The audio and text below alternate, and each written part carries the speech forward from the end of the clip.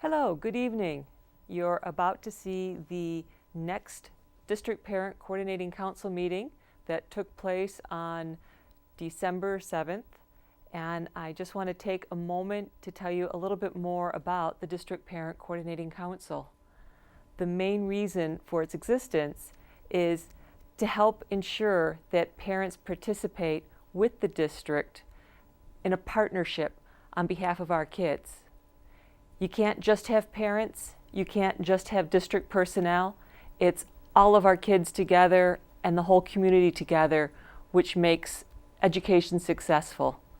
The other important facet for the District Parent Coordinating Council is that members help to make sure that the parent involvement policy is implemented and to share with the district where parents see ways to improve or maybe new facets that need to be approached.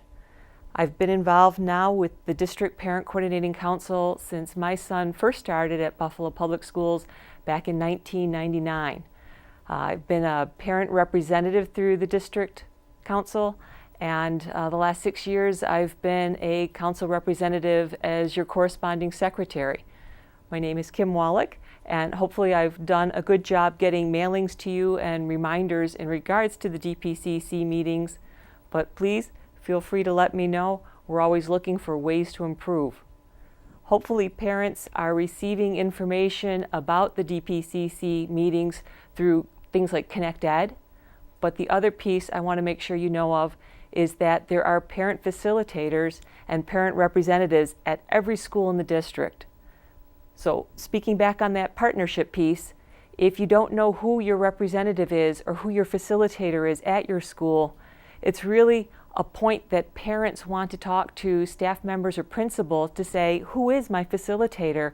I want to know what's happening at the meetings. If you're watching this, this is your way to, if you can't physically be at the meeting, to still see what's happening, to be involved and share with your rep and your facilitator any questions or concerns you may have. This is how we participate, and this is how we share with the district so that they know the concerns that parents have. The other hat that I have within the DPCC is I'm also the chair for the Special Education Parent Advisory Committee.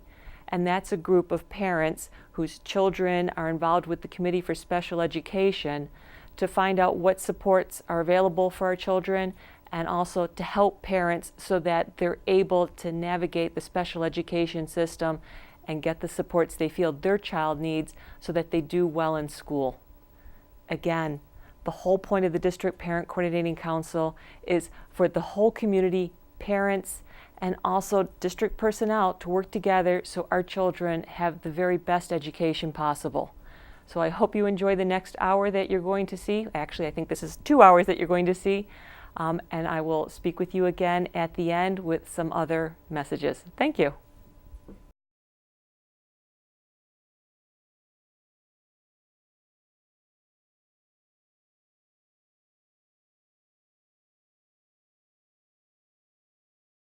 First order of business, DPCC, is we must establish that we can do business today. The way that we establish that we can do business is we declare that we have a quorum, all right? So then we will open our meeting. So, who knows what percentage of the DPCC membership we have to have present to have a quorum in order to conduct business? Don't everybody raise your hand at the same time. One person at a time. What is the percentage? If you don't know the percentage, everybody who has the DPCC binder who has bylaws, in your bylaws, there's a section called quorum that tells you what percentage that we have to have as a quorum. It's important that we know that. But there's going to come a point in time where if we don't always agree, we got to make sure that we can do business by having a representative number of people available. So what is the percentage? 15%. It is 15%. Anybody know how many total schools we have represented on the District Parent Coordinating Council? 89 was thrown out there. Is that correct? Anybody else? So first part is correct. There's 15%. The total number of schools we have represented on the DPCC is 59. So all the really smart math people, what is 15% of 59? How many schools do we have to have present in order for us to open our meeting and conduct business? 9? Would 9 do it? No, 10% would be like 6, so 15% would be like 9. Good, 10. All right, so we will ask one of our parent involvement supervisors or coordinators who are doing attendance how many schools we have signed in at this point. And if we have more than 10 schools signed in, we will open our business for open our meeting for business. All right. So far, we have at least 20 so far. So we got double the number of people we need. So at this point, my name is Sam Rafford. For those who don't know me, I am the Vice President of the District Parent Coordinating Council, and I will officially call this meeting to order. So having called this meeting to order, you can all stand and ask everyone to, so we can do our pledge of allegiance to the flag.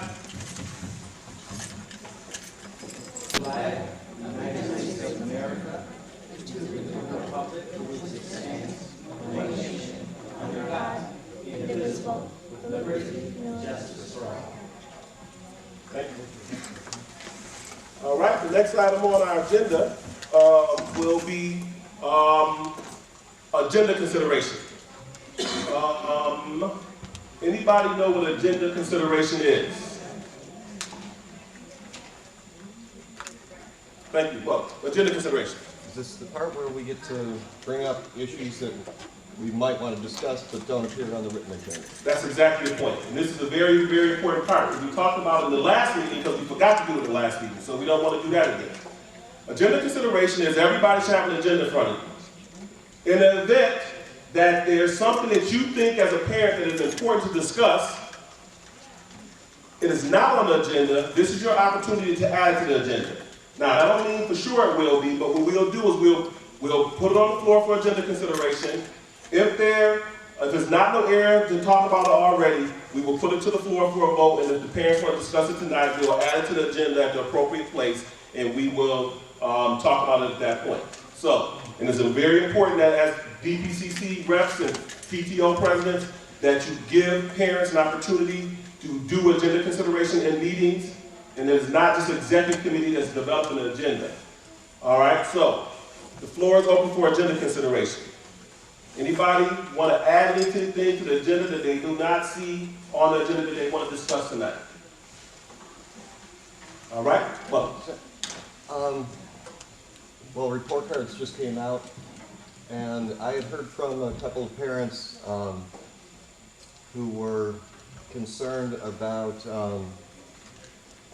getting a status update on their kids' progress before the report cards come out.